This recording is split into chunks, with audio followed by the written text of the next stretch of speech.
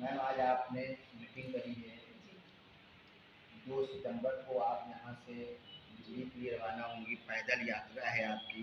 जी। बहुत बड़ा कदम है, सराहनीय कदम है। जी। मैं ये देखता हूँ कि जब इस देश को कोई आपदा, कोई आफत, चाहे वो अंग्रेज़ों से लड़ना हो या मुगलों से लड़ना हो या किसी से लड़ना हो, तो एक आंदोलन की शक्ल में उतरना ही पड़ता है। तो आप इस आंदोलन या आंदोलन ही कहा जाएगा कि आप इस वक्त सरकार के जो नीतियाँ हैं उसके खिलाफ लोगों को, जो उसकी नीतियाँ उसके खिलाफ लोगों को बताएंगी कि देश लोकतंत्र संविधान खतरे में है। आप यहाँ से बाराबंकी का कूच करेंगी। आप देशवासियों से और यहाँ के प्रशासनिक अधिकारियों से क्या कहना चाहते हैं?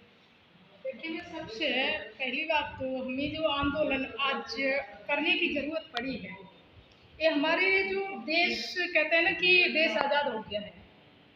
क्यों हमें आज ज़रूरत पड़ी है आंदोलन करने? हमारे नेता लोग हैं और हमारे बड़े बड़े संगठन के लोग हैं, लेकिन आज हमें ज़रूरत इसलिए पड़ी है कि आज हमारे देश पर और हमारे संविधान पे एक वर्तमान सरकार ने हमला किया है। जो हमारे माननीय नरेंद्र मोदी जी जो सर्वोच्च पद पर बैठे हुए हैं, उन्होंने हमारे संविधान को साइड करके, कहने का मतलब उसका उल्लंघन करके, संविधान के हर आर्टिकल्स को एक एक करके कमजोर किया है। कहने का मतलब खत्म करने का काम सरकार कर रही है। दूसरा ये है कि हमें जो आंदोलन आज हम कर रहे हैं वो हमारे संविधान को बचाने का, देश को बचाने का, लोकतंत्र को बचाने के लिए मैं ये आंदोलन लेकर के निकली हूँ। क्योंकि मुझे पता है और हम आए दिन देख रहे हैं कि सरकार के अगर कोई भी खिलाफ अगर बोलने की हिम्मत करता है तो सरकार उसको या तो सीबीआई लगा करके, सीडीआई लगा करके जेल में डाल दे रही है या फिर इनकाउंटर ही सीधा करवा दे रही है। क्योंकि सरकार चाहती है कि विपक्ष ना हो, विपक्ष मुक्त चाहिए, जनता मुक्त चाहिए। पूंजीपतियों का राज हो और जो गरीब जनता हो उसको सरकार किसी न किसी रूप में उसको खत्म करने का काम कर रही है। और जो संवैधानिक हमारे जो आर्टिकल्स हैं उनको कमजोर कर जनता के अधिकारों का हनन कर रही है। इसको बचाने के लिए हमें ये आंदोलन करने की जरूरत पड़ी है। अपने देश को, अपने संविधान को बचाने की जरूरत है। क्योंकि हमारे जो देश है और देश के हमारे जो नागरिक हैं उसका क्या है कि जो जनता है और जनता के जो अधिकार हैं वो खत्म हो रहे हैं, लेकिन हमारे लोगों को पता नहीं है। वो क्यों नहीं पता है? क्योंकि उनके जो मीडिया वाले बैठे हैं वो उनके लोग बैठे हैं, जो भी दिखाते हैं वो वही दिखाते हैं जो सरकार चाहती है। इसलिए हमारे लोग गुमराह हैं। हमें ये आंदोलन इसलिए जरूरत पड़ी है कि सरकार की जो नीतियां हैं वो दिखाती कुछ और है और करती कुछ और है। जनता के अधिकारों को खत्म कर रही, जनता को खत्म करने का काम कर रही है लालच दे करके। और दूसरा, हमारी आजादी, देश की आजादी और नागरिकों की आजादी में फर्क है। कैसा फर्क? क्योंकि देश तो आजाद है लेकिन हम आज भी अपने देश में, हमारे देश के लोग आजाद नहीं है। हमारी देश की बेटियां देश में भी सुरक्षित नहीं है। हम खुले में नहीं निकल सकते हैं। अगर 10 बज जाए रात के तो हम सड़क पर नहीं खड़े हो सकते हैं। अब अगर खड़े हो गए तो सुरक्षित हम घर तक नहीं पहुंच पाएंगे। ये हमारी देश की बेटियों की हालत है, तो हम कहाँ आजाद हैं? तो वही कहते हैं कि देश आजाद और देश के नागरिकों के आजाद होने में फर्क है। जो सरकार गुमराह करती है, जो सरकार बताती कि हम स्वतंत्र भारत में हैं, डिजिटल इंडिया की जो बात करती है, ये सिर्फ एक हमारे लोगों को मूर्ख और गुमराह बनाने का काम सरकार ने किया। यही सारी नीतियों को बताने के लिए जनता को मैंने ये आंदोलन छेड़ा है कि अपने वोटों की सही पहचान करो, सही जगह वोटों का इस्तेमाल करो, वोटों का सम्मान करो। क्योंकि अगर वोटों का सम्मान करोगी और करोगे तो तुम्हारा सम्मान होगा इस देश में। इस देश में जिस तरीके से काले अंग्रेजों की सरकार है वो हम लोगों को गुलाम बनाने का षड्यंत्र कर रही है।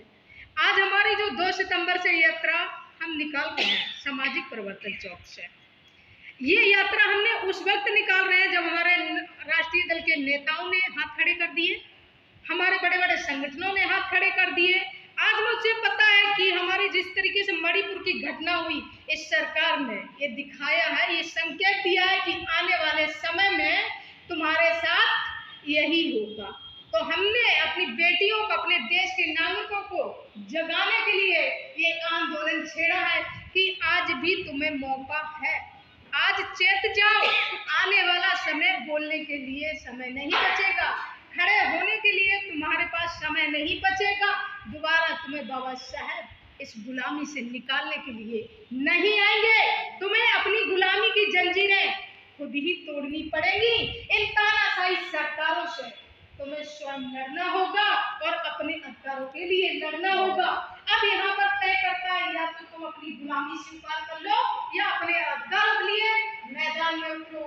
कल्पना तुम्हारे अधिकारों के लिए मैदान में उतर गई है, तो आखिरी सांस तक लड़ेंगे हम और लड़ते रहेंगे इन तानाशाहियों से, अपने देश को आजाद कराएंगे। और तीसरी आजादी का मैंने इस आंदोलन के माध्यम से आगाज कर दिया है कि हम अभी आजाद नहीं है, अधूरी आजादी है। तीसरी आजादी हम पूर्ण रूप से लेकर रहेंगे और इन काले अंग्रेजों को, जो हमारे देश में 2% भी नहीं और हमारे 85% जनता पर राज कर रहे हैं, इनसे हम सत्ता छीन के रहेंगे और हम इस देश के शासक हैं और हम अपने देश के शासक बन के रहेंगे।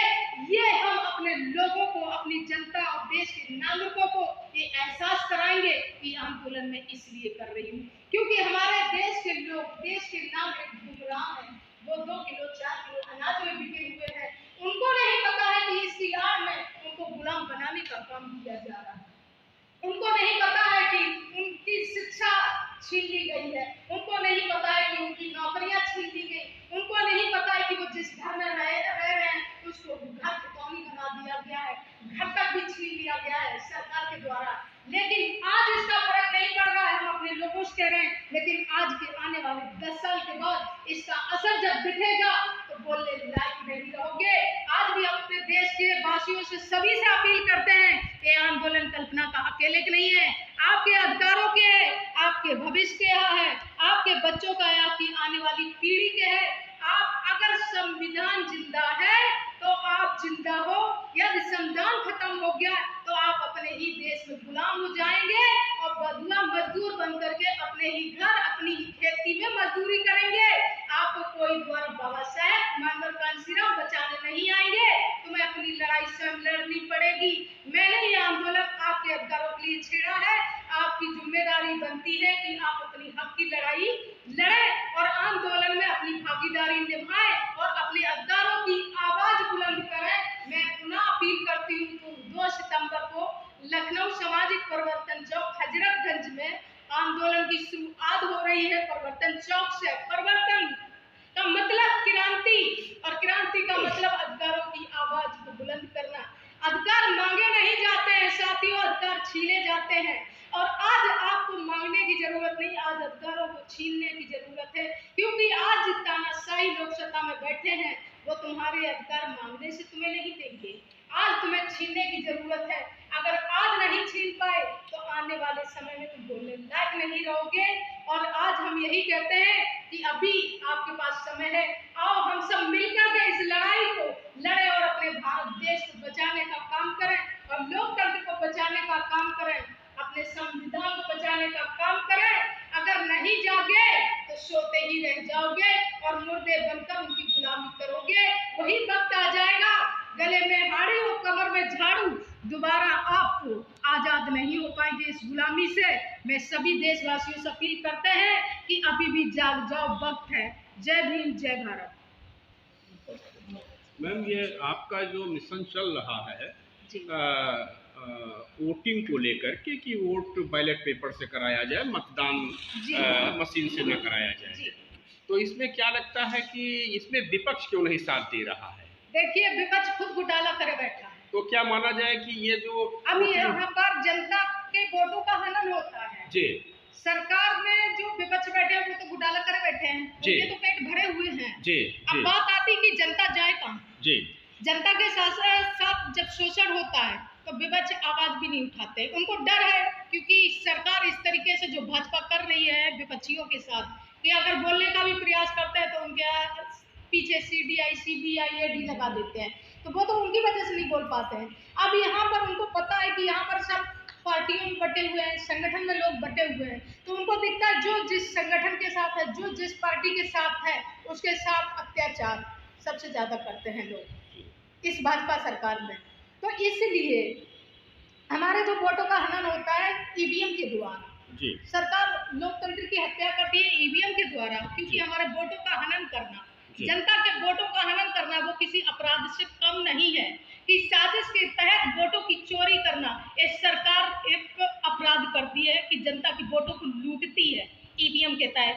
अगर दिक्कत क्या है सरकार को, ईवीएम से वोट क्यों करवाती है? इसमें मैम क्या माना जाए कि विपक्ष भी ईवीएम से निकलता है, ईवीएम से केवल सत्ता पक्ष ही नहीं निकल रहा है, बल्कि जो विपक्ष में पार्टियां हैं वो भी ईवीएम से निकल रही है। अगर ईवीएम हटा दिया जाएगा तो सत्ता पक्ष भी नहीं आएगा सत्ता में और विपक्ष भी विपक्ष में नहीं आएगा, क्या ऐसा माना जाए? हम चाहते भी नहीं कि सत्ता पक्ष भी विपक्ष में और विपक्ष में भी सत्ता में आए। हम चाहते हैं कि गठबंधन की सरकार हो, क्योंकि जब जब पूर्ण बहुमत से सरकार किसी की भी आई उसने जनता पर अत्याचार किया है और वो अब हम बर्दाश्त नहीं करेंगे। मैंने इसलिए जंग छेड़ी है कि किसी भी पूर्ण रूप से जब भी सरकार किसी की भी सत्ता में आई है बहुमत में, उसने तब तक जनता पर अत्याचार किया है। हम यही चाहते हैं कि जनता अपने क्षेत्र में, अपने विधानसभा में ऐसे नेता को चुने जो उसकी आवाज को सुने, उनके दुख दर्द में साथ खड़ी हो, चाहे वो निर्दलीय हो, चाहे वो किसी भी पार्टी से हो, लेकिन जनता को खुद अब तय करना पड़ेगा कि अपने प्रतिनिधि को हमें इस हिसाब से चुनना होगा कि वो उसकी आवाज बने। जब तक जनता बिकती रहेगी तब तक जनता का शोषण होता रहेगा, जनता को भी ये बात तय करनी पड़ेगी। आपने मैम गठबंधन की बात किया, तो आप भी गठबंधन करके अपने संगठन से क्या किसी को चुनाव लड़ाना चाह रहे हैं? माने आपका संगठन भी भागीदारी करेंगे? मैं किसी को संगठन से चुनाव नहीं लड़ाना चाहती हूँ। जो मैं आंदोलन कर रही हूँ ये भी मैंने संगठन से ऊपर उठकर, जाति धर्मों से ऊपर उठ करके मैं ये आंदोलन कर रही हूँ। नहीं, चुनाव में क्या आपकी 2024 में आपकी क्या भागीदारी होगी? जनता को यही संदेश देना है इस आंदोलन के माध्यम से कि आप अपने वोटों को सही तरीके से इस्तेमाल करें, चाहे वो किसी भी संगठन किसी भी पार्टी का हो, लेकिन अगर वो व्यक्ति निकल रहा है भाजपा का छोड़ के, आप उसको सपोर्ट करें। चाहे वो निर्दलीय व्यक्ति खड़ा हो लेकिन उसका सपोर्ट करें।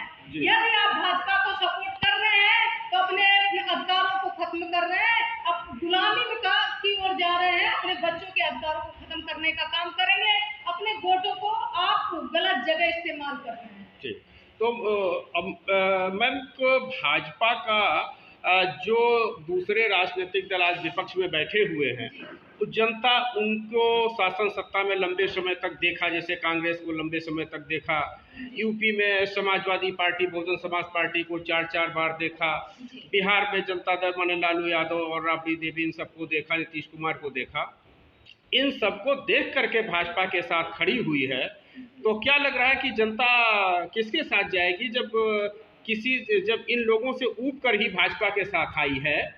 तो क्या आपको नहीं लगता है कि इस देश में एक तीसरा विकल्प होना चाहिए कि भाई भाजपा से जो लोग नाराज हैं वो अब अगर सपा में जाते हैं, बसपा में जाते हैं, कांग्रेस में जाते हैं, तो फिर वहीं पर अन्याय अत्याचार है, उत्पीड़न है, जातिवाद है? जी देखिए, मैं नहीं कहती हूँ किसी भी वोटर से कि आप किसी व्यक्तिगत पार्टी को समर्थन करें, तुम्हारा व्यक्तिगत पार्टी से अगर लगाव भी है, यदि आप जुड़े भी हैं, लेकिन आप व्यक्तिगत पार्टी से भी ऊपर उठना पड़ेगा इस टाइम, क्योंकि यहाँ पर आपके वोटों का, आपके अधिकारों की बात है। आपको प्रतिनिधि देखना पड़ेगा। अगर वो टिकट खरीद के लाया है उसको भी वोट नहीं करेंगे। जो व्यक्ति खरीद के टिकट लाया है वो तुम्हारी बात को नहीं सुनेगा, तुम्हारे अधिकारों की बात नहीं करेगा। या जनता ने अगर पैसा ले लिया है वोटर ने प्रतिनिधि से, तो वो तुम्हारी बात नहीं सुनेगा। अपने वोट को बेचना नहीं है और खरीदी हुए टिकट वाले व्यक्ति को आपको वोट नहीं करना है।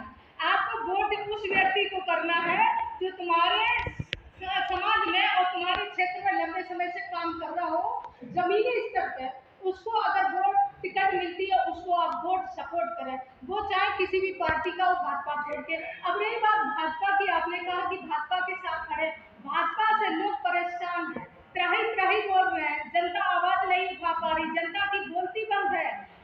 जो वोट है, वोट जनता का गलत तरीके से सरकार उनके वोटों का हनन करती है। जनता वोट नहीं करती है भाजपा को। शुरुआत में जब 2014 में आई, एक धोखा दे करके 15 लाख रुपए अकाउंट में आ जाएंगे, 2 करोड़ नौकरियां अकाउंट में आ जाएंगे। जनता लालच में फंस करके 2014 में भाजपा को जिताया। आज उसी जनता का सरकार ने शोषण किया है जी। और जनता के वोटों का हनन किया है, जनता को के अधिकारों का हनन किया है, लोकतंत्र को खत्म किया है, संविधान को खत्म करने का काम किया है इसी भाजपा सरकार ने। इसमें आपको ये नहीं लगता है कि पिछली सरकारों ने इतना जनता को उबा दिया है कि वो मजबूर होकर के भाजपा को वोट दे रहे हैं? बहुत से लोग हैं जिनको राशन का एक दाना नहीं मिलता है, 1 रुपया इनके खातों में नहीं गया, फिर भी भाजपा के साथ खड़े हुए। तो इस चुनौती से आप कैसे निपटने की सलाह देंगे लोगों को? देखिए, मैंने अभी भी कहा है कि भाजपा को वोट नहीं करती है जनता। शुरुआत में लालच में वोट किया जी। मैं भी जब उन्होंने कहा था कि बेटी बचाओ बेटी पढ़ाओ, तो मुझे भी लगा कि बहुत अच्छी सरकार है, मुझे भी समर्थन करना चाहिए भाई। 2024 में तो मैंने भी कुछ समर्थन किया कहने को हमने बेटियों को जगाने का काम किया जी। जब देखा कि नोटबंदी की और नोटबंदी में किसका फायदा किया? पूंजीपतियों का। उसके बाद लॉकडाउन लगा दिया, किसका फायदा हुआ? अरबपतियों का, पूंजीपतियों का। जनता का नष्ट किया है, जनता को मारने का काम किया है। ये राजनीति लाशों पे खेलने वाले लोग हैं। मेरे समझ में आई, मैंने लोगों को जगाना शुरू किया और इसीलिए अब मैंने ये मोर्चा खोल दिया है और आवाज उठाई है कि ये जो सरकार है ये लाशों पे राजनीति करती है। पुलवामा हमला करवाने वाली ये सरकार है। कितने हमारे उसमें शहीद हुए लोग को कोरोना काल में कितने मरे, आपातकालीन लगा दिया। ये सरकार की जिम्मेदारी उस टाइम बनती थी ना, जिस टाइम लॉकडाउन लगाने के पहले जो जहाँ पर भी हमारे मजदूर लोग देश विदेशों में काम कर रहे थे, ये सरकार की जिम्मेदारी बनती थी ना कि उनको सुरक्षित घर पहुंचाया जाए। ये जनता को मारने का षड्यंत्र था, कोरोना नहीं था। ये सरकार सिर्फ षड्यंत्र तरीके से गरीबी नहीं खत्म करना चाह रही है, गरीबों को खत्म करना चाहती है। इसलिए मुझे जरूरत पड़ी है इस आंदोलन को करने के लिए कि उनको किस तरीके से वो अपनी देश, अपनी जनता को, अपने लोगों को बचाया जाए इस हत्यारों से। अब मैम, कोरोना काल में तमाम जो है व्याधियां, परेशानियां उठाने के बाद भी जनता भाजपा के साथ खड़ी हुई। नोटबंदी में तमाम जो है परेशानियां उठाने के बाद भी भाजपा में खड़ी हुई। तो आपको क्या लगता है, ये भाजपा की जीत ईवीएम से जीत है या वास्तव में जनता जो है अन्य दलों से त्रस्त होकर के भाजपा के अन्याय अत्याचार को सह रही है? नुकसान नहीं किया जी। अन्य दलों ने हमारी विरासत को नुकसान नहीं पहुंचाया जी। अन्य दलों ने हमारे अधिकारों को नुकसान नहीं पहुंचाया जी। अन्य दलों ने संस्थाओं को नहीं नुकसान पहुंचाया। अगर संस्थाएं जो बनी है, जो अभी एयरपोर्ट बेचा है, अभी एयरलाइन से जो बेच दिया है, रेलवे बेच दिया है, LIC बेचा है, वो किसकी बनाई हुई है? संस्था किसकी बनाई हुई है? मोदी ने बना दी थी क्या उसमें? अपने राज में अभी तो 2014 से अभी तक का बना दिया। बता दें कितनी संस्था बना दी, कितने कॉलेज, कितनी यूनिवर्सिटी बनवा दी है, और जो बेचा है कितने समय का है ये बता दें हमें। तो कैसे जनता उनसे त्रस्त हो गई। रही बात राशन की, राशन उस टाइम नहीं मिलता था क्या? राशन क्या ये अभी दे रहे हैं? राशन 1947 के बाद जब से देश भारत आजाद हुआ है, जब से कानून व्यवस्था लागू हुई है, पहले राशन तब भी जनता को मिलता था, तब क्या जनता भूखी मर रही थी? है इनको सिर्फ षड्यंत्र तरीके से सारी चीजें करके मैंने कहा ना कि ये जनता को नहीं, गरीबी की नहीं, गरीब को खत्म कर रहे हैं। और इसीलिए मैं ये आंदोलन कर रही हूँ, उनके अधिकारों को और इस सरकार की नीतियों को बताने का काम, करने का काम करूंगी कि आप इनके लालच में न फंसे, अपने वोटों को सही तरीके से इस्तेमाल करें। और अगर आपने ऐसा नहीं किया तो आप अपने ही घर, अपने ही जमीन में आप गुलाम बन जाएंगे, अपने ही देश में कोई नहीं तुम्हें बचाने आएगा। अगर अभी भी नहीं जागे तो कभी भी नहीं जागे और मर जाओगे सब इस तरीके से। और जमीन पे मैं अभी भी कह रही हूँ, जमीन पे बोझ मत बनो। अगर अपने अधिकारों की लड़ाई नहीं लड़नी आती है तो तुम जैब खाती मत जाओ। जनता के लिए आपकी अपील है, जनता के लिए? हाँ, जनता के लिए हम कह रहे हैं कि अगर अधिकारों को नहीं समझ पा रहे हो और अधिकारों के लिए नहीं लड़ पा रहे हो और तुम सही गलत को नहीं पहचान पा रहे हो तो तुम्हें जमीन पर बोझ जाए, पृथ्वी पर बनने से अच्छा है जहर खा के मर जाओ। ये जो है मैम, दूसरा एक आंदोलन ये चल रहा है जयप्रकाश जी का कि राइट टू रिकॉल, कि 5 साल के लिए ज़रूरी नहीं है कि जब हम जैसे अपना ग्राम प्रधान जो है 5 साल के पहले बुला सकते हैं, जिला पंचायत सदस्य को बुला सकते हैं, अध्यक्ष को बुला सकते हैं, तो हम अपने विधायक और सांसद को भी 5 साल के पहले, अगर हमको लगता है कि हमारा विधायक सांसद सरकार हमारी जो है चलने के लायक नहीं है, तो क्या आपको लगता है कि 5 साल के पहले हमारा विधायक सांसद हमारे बीच आ जाना चाहिए? राइट टू रिकॉल अब होना चाहिए, जो लोग नायक जयप्रकाश नारायण जी चाहते थे। राजनीति को अपने एजेंडे हैं, सब लेकर के चल रहे हैं। हम इस पे क्या करें और क्या नहीं, उसका कोई मतलब नहीं है। माने अगर हमारा जनप्रतिनिधि MP MLA निहायत नालायक हो, हर तरीके से अयोग्य हो, तो उसको हम 5 साल तक ही झेले, 5 साल के पहले उसको ना बुलाएं। आप इस विचार से सहमत हैं? जो भी है वो जनता तय करेगी, इसमें हम नहीं कह सकते हैं। जनता, क्योंकि जनता इतनी जागरूक है, और जो जनता तय करे, राष्ट्रपति तय करे, वो उनके ऊपर है, उसमें हम कुछ नहीं कह सकते हैं। जी तो बस अपनी जनता को बचाना है, देश को बचाना, अपने संविधान को बचाना है, और चाहे वो किसी भी सरकार में हुआ हो, लेकिन इतना नहीं जितना इस सरकार ने जनता को त्रस्त कर दिया। बिल्कुल। और जनता ठगा सा महसूस कर रही है इस वक्त। ये भी बता दूं, जनता बोल नहीं पा रही है, जनता दुखी है इस सरकार से। आपको लग रहा है जनता निकलेगी, इस सरकार का जो है विरोध करेगी? परिवर्तन होगा, बिल्कुल परिवर्तन होगा, और ये देखने को मिल भी रहा है। जी। तो आपको बहुत बहुत धन्यवाद। आप बस अंत में अपने कार्यक्रम को हमारे दर्शकों को, जनता खबर के दर्शकों को अपना कार्यक्रम साझा कर दीजिए कि आपका 2 तारीख को यहाँ से निकलेगा, 29 तारीख। जी हाँ, जी अपील करती हूँ अपने सभी दर्शकों से, और जो भी हमारे देश के नागरिक, देशवासी लोग हैं, ये आंदोलन हम आपके हित में और आपके अधिकारों के लिए हम ये आंदोलन छेड़ा है साथियों। आप लोगों की भी उतनी जिम्मेदारी बनती है, एक छोटी बहन, बड़ी बहन, अपनी बेटी के नाते आप इस आंदोलन में अपनी सहभागिता निभाएं। अगर ये हार हमारी होती है तो ये हार आपकी भी है। मैं नहीं चाहती हूँ कि ये हार हमारी हो, और ये हार नहीं है। हमें अपने देश को बचाने के लिए हम सबकी जिम्मेदारी बनती है, और हम सब लोगों को मिलकर के अपने देश भारत को इन काले अंधेरों से बचाने का काम करेंगे। 2 सितंबर का सामाजिक परिवर्तन चौक लखनऊ से यात्रा का आरंभ होगा, जो पूरे स्टेट के 75 जिलों में यात्रा जाएगी, और हम सभी साथी उसमें अपने अपने जिलों में कार्यक्रम ऑर्गेनाइजेशन करवाएं, और 2 सितंबर से हर जिले में हमारी यात्रा प्रस्थान करेगी। और 2 सितंबर को सभी साथी लोग जो भी हैं, जहाँ से हैं, जिस जिले से, जिस प्रदेश से हैं, वो 2 सितंबर को लखनऊ सामाजिक चौक परिवर्तन हजरतगंज पहुँचने का काम करें। और बहुत बहुत साधुवाद। कितने समय से रहेगा आपका कार्यक्रम? समय 11 बजे। 11 बजे से। आपको बहुत बहुत धन्यवाद, आपने जनता खबर को समय दिया। और अपने जनता खबर के दर्शकों से भी हम कहना चाहेंगे कि ये कल्पना बौद्ध जी हैं, जो निकल पड़ी हुई हैं आपको जगाने के लिए, जनता को जगाने के लिए, और एक यात्रा कर रही हैं। 2 सितंबर से यात्रा शुरू होगी, और 29 सितंबर को ये जंतर मंतर दिल्ली में यात्रा पहुँचेगी। इस यात्रा से आप जुड़िए और जनता खबर में अपना सुझाव दीजिए, और देखते रहिए जनता खबर। धन्यवाद।